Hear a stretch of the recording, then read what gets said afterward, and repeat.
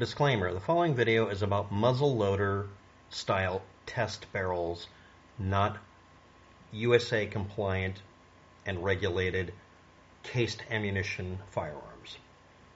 If I describe a test barrel this long, up to 27 inches or whatever for testing shotgun loads, the barrel will be loaded from the muzzle and the primer will be stuck in the back of the quote-unquote barrel, which at this point is just a giant shotgun shell, and then it will be placed in a mechanism that hits the firing pin and sets it off, either by slamming the barrel backwards or having an actual firing pin with a trigger and a remote testing device pointed into the ground and being underneath the ground, surrounded by sandbags and plates. Now, why would I do a disclaimer like that? You know, like you would do if I was doing this as a test operation. Number one, I've indicated that the National Firearms Act, Gun Control Act, and all the alphabet soup agencies have no reason to post a comment trying to get me to say something that's incriminating, because I just did a disclaimer saying this is essentially a muzzle loader design done so I can test reloads in a barrel that matches the interior of a shotgun shell and test it. I'm not breaking any rules with the ATF or anybody else, nor with YouTube, because I'm explaining an example disclaimer that makes it where I don't have to deal with people commenting below the video trying to get me to say something in any way, shape, or form that's self-incriminating. Meanwhile, you have YouTubers that defiantly yell Trump won when he didn't, and talking about hurting people and shaking a firearm and firing it and saying, I will not comply, everything's an infringement, no matter what the fuck they're talking about, including getting a damn license to drive their car. And these individuals will go out of their way to make sure they have something the ATF said you're not supposed to own unless you're willing to register it, which you can do for free for X number of months, but after that it's a $200 tax stamp because, in effect, we've decided to requalify this or redefine it as a short-barreled rifle or short-barrel shotgun or whatever. Every flare gun in the United States that's made out of plastic or metal, doesn't matter, can be declared de facto retroactively illegal and be declared a short-barrel shotgun, because technically it can work as one, even the plastic ones, once, and it's not illegal for them to do it. It should be, but it isn't. And by tradition only, they give everybody the opportunity to get their money back out of it. In my case, that would be $80 down the drain or something like that if I bought enough of them. Or they give you a tax stamp with it, and it's free because they are not allowed to self-deal by promoting, by profiting on doing a law change that would affect literally millions of people in the United States that happen to have a flare gun on their boat. But again, you only have that flare gun because they're okay with you having one because it's not technically really a shotgun. So what prompted this? Years and years ago, I would see comments by YouTubers that had nothing on their channel. These days, it actually says on the YouTube channel, this channel has no content uploaded. But in the past, you have to go look. And they would post comments that were absolutely engineered and very obvious to get you to say or do something incriminating or criminal. Didn't matter what the subject was. And yes, I saw commentary left under videos about people putting up a chicken coop, trying to get them to say something that would indicate they were within the jurisdiction of somebody wanting desperately to give them a really juicy fine. They didn't want them to take down the chicken coop and correct this error of having a chicken coop when it's not allowed. They wanted them to break the law so they could get a fine out of them because it was profiteering, otherwise known as revenue enhancement. This is like having a speed trap in the area. You're not trying to do anything for safety. You're just trying to collect money from people. Rubes coming through, your city, or city slickers coming through your hick town. It's a way of getting money out of them. It should be criminal, and in many places it is illegal. But this is a little bit more diabolical, tricking people into committing a crime so you can have the excuse of arresting them, and then, in some cases, forcing them to do things to avoid prison. A good example that has totally nothing to do with this is a firearms channel, YouTuber, who decided that Second Amendment advocacy amounted to, well, if you're going to assume I'm guilty of something, I'm going to try to be guilty of something and push the limits. And as a political statement, produced a work of art that was an outline of the parts you would need, it's only 2 pieces, to make a drop-in auto sear that's a fully automatic conversion for an AR-15 or something. The problem with this, of course, that was not brought up after a certain point is some of us downloaded this file because it was available for free and checked to see if it was within spec and would work. And a lot of us found out it could never work. And the ATF decided even if it can't work as a machine gun, we can decide it is because we can self-deal. I'm using that instead of another word I would use at this point.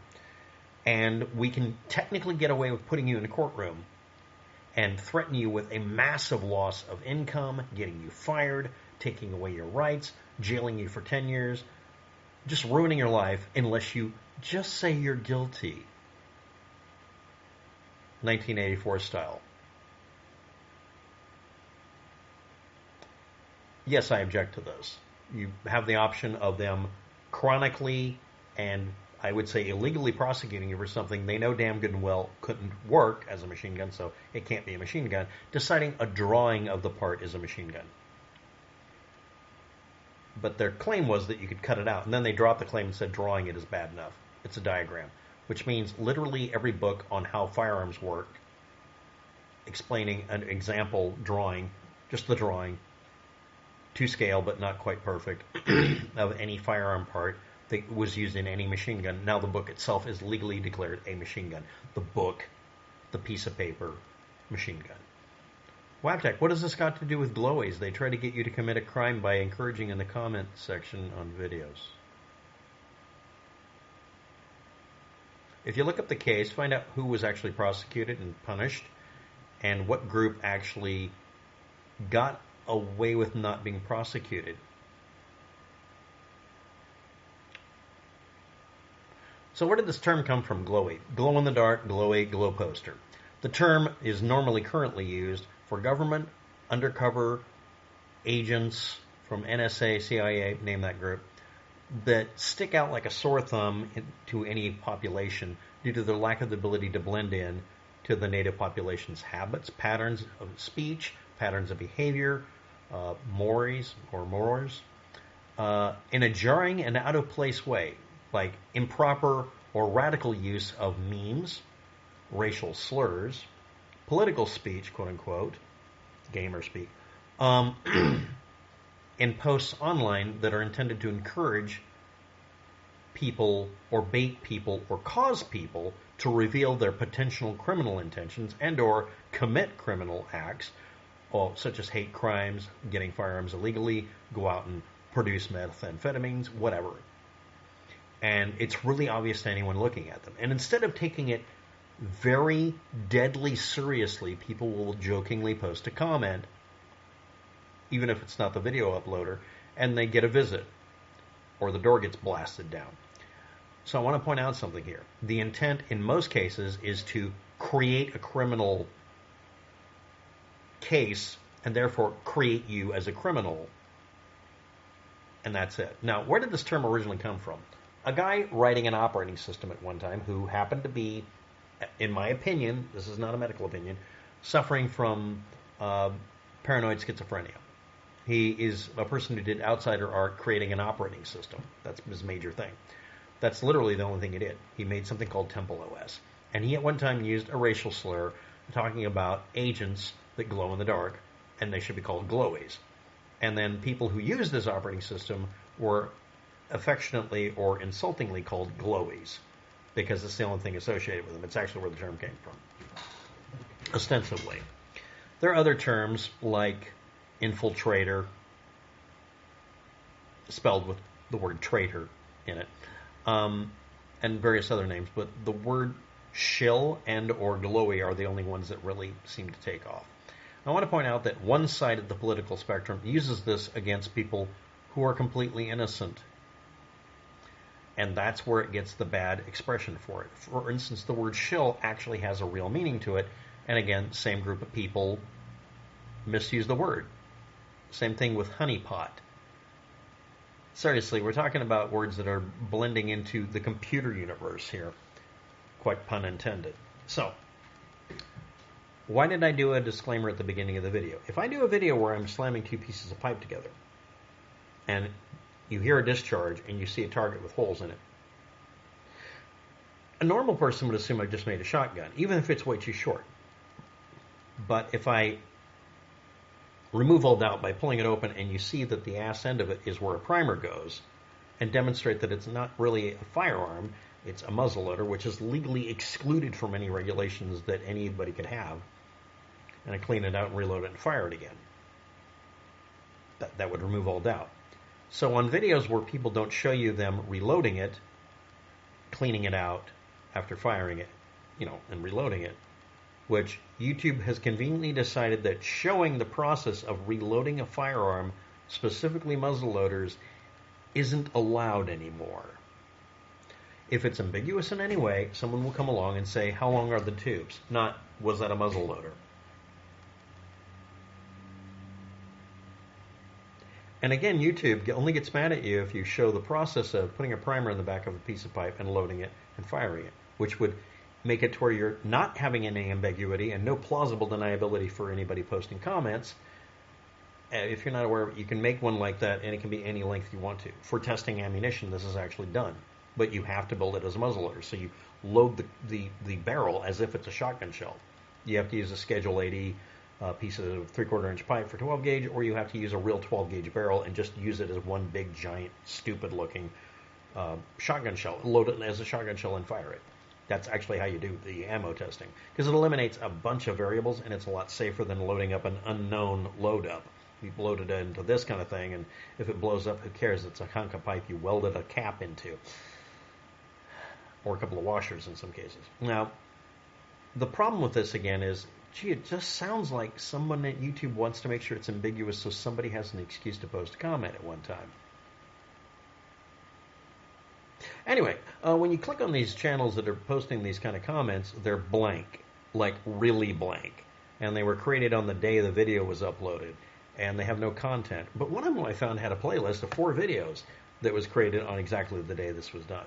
It used to be you could look up a YouTube channel by its ID code and find every comment the person left, and at that time I could find everybody posting these comments encouraging people to do something illegal. So I kept flagging them, knowing damn good and well these were everything from a code enforcement jerk trying to get rid of your pigeon coop or your chicken coop to assholes trying to get you to say you did something illegal. And I should point out, some of these channels would try to get you to say that you were doing something illegal with a certain group of individuals that it's illegal to do something with, that we're not allowed to discuss on YouTube when we point out that this shit got really bad in the comment section.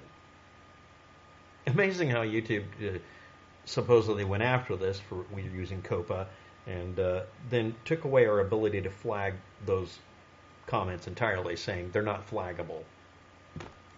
Someone encouraging you to commit a crime involving, we will use the euphemism, illegal pornography. But we're not allowed to flag that, and you can't look up all their other comments so you can find out wherever they're doing this at. Even though that's literally one of the reasons YouTube got hit with a very, very large fine. Just something to think about. And I want to point out, I'm not making excuses for certain individuals that really did make artwork, because they were tricked into it, that would, if you cut it out and knew exactly what you're doing, might work as a machine gun. But yeah, that was an example of somebody being tricked. And nobody's pointed it out. Some people didn't go to jail for this. Some people didn't get threatened with prison time. And some people were told, after you sign this piece of paper saying you're guilty, you can't have an appeal, even though they should, because they weren't guilty of anything, because the card couldn't be cut out to be a machine gun because it didn't work.